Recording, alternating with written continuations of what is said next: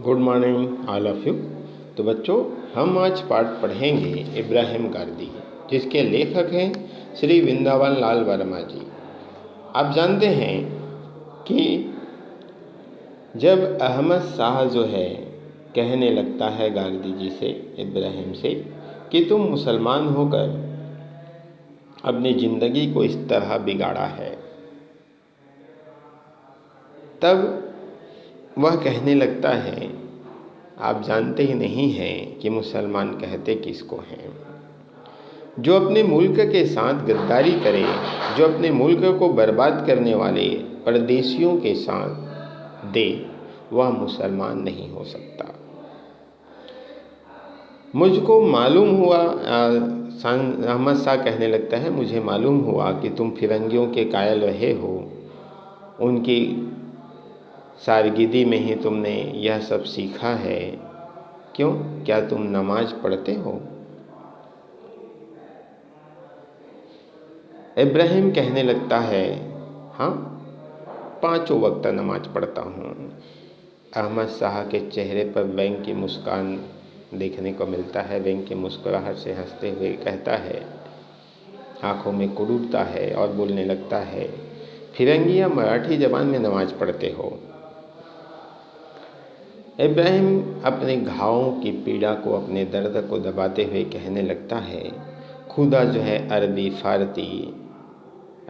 फ़ारसी पश्तो ज़बान को ही नहीं समझता है, बल्कि वह मराठी या फ्रांसीसी ही नहीं जानता है, बल्कि वो सारे भाषा को जानता है। खुदा जो है, खुदा राम नहीं है, और क्या राम रहीम नहीं है? क्या दोनों अलग अलग हैं? ऐसा इब्राहिम जो है अहमद शाह से पूछने लगता है। अहमद शाह का चेहरा जो है क्रोध से तमतमाता हुआ वह कहने लगता है, क्या क्रूर बकता है, तौबा करो तौबा, नहीं तो टुकड़े टुकड़े कर दिए जाओगे। इतने में इब्राहिम कहने लगता है कि मेरे स्तन के टुकड़े हो जाने से रूह के टुकड़े तो नहीं होंगे। इब्राहिम ने शांत किंतु दृढ़ स्वर में कहा। घायल इब्राहिम के ठंडे स्वर से अहमद शाह की क्रूरता जो है कुछ कम हो गई। कुछ देर सोचने के बाद कहने लगता है, अच्छा, हम तुमको तौबा करते हैं, हम तुमको तौबा करने के लिए वक्त देते हैं। तौबा कर लो तो हम तुमको छोड़ देंगे और अपनी फ़ौज में नौकरी दे देंगे। तुम फिरंगी तरीके से कुछ दस्ता तैयार करना, कुछ सैनिक की टुकड़ी तैयार करना।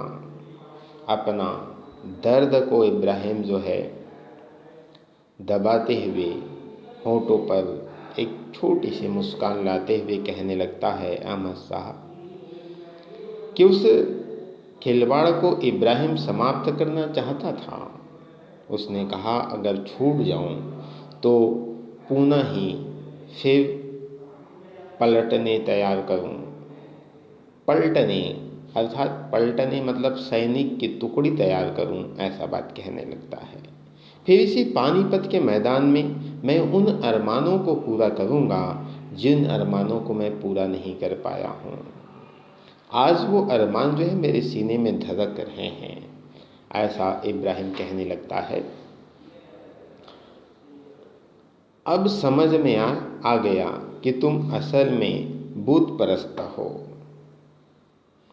उसके पश्चात कहने लगता है, ज़रूर हूँ, लेकिन मैं ऐसे बुत को पूजता हूँ। इब्राहिम कहने लगता है, लेकिन मैं ऐसे बुत को पूजता हूँ और ख्याल में मीठा है, जिन बुतों को बहुत से लोग पूजते हैं और आप भी पूजते हो, मैं ऐसे बुत को नहीं पूजता।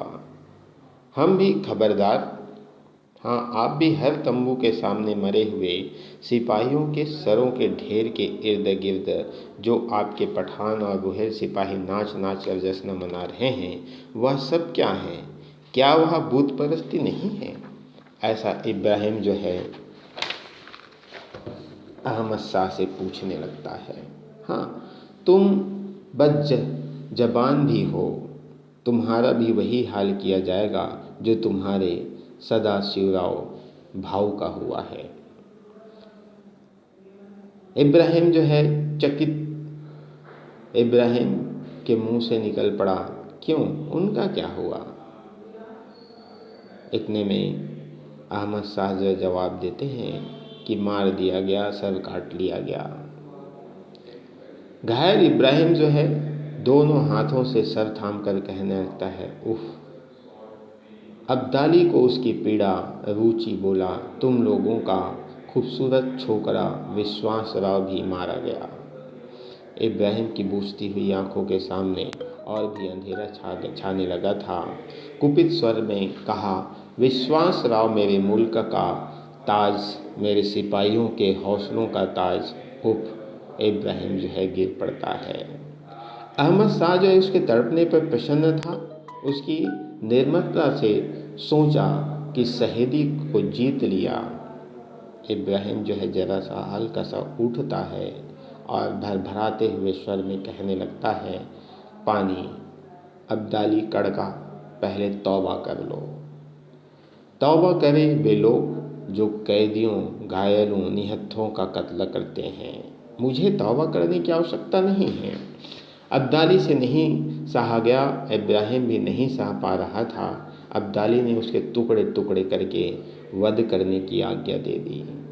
एक अंग कटने पर इब्राहिम की चीख में से निकला, मेरे ईमान पर पहली नियाज। दूसरे पर क्षीण स्वर में निकला, हम हिंदू मुसलमानों की मिट्टी से ऐसे सुरमा पैदा होंगे जो वहशियों और जालिमों का नामो निशान मिटा देंगे।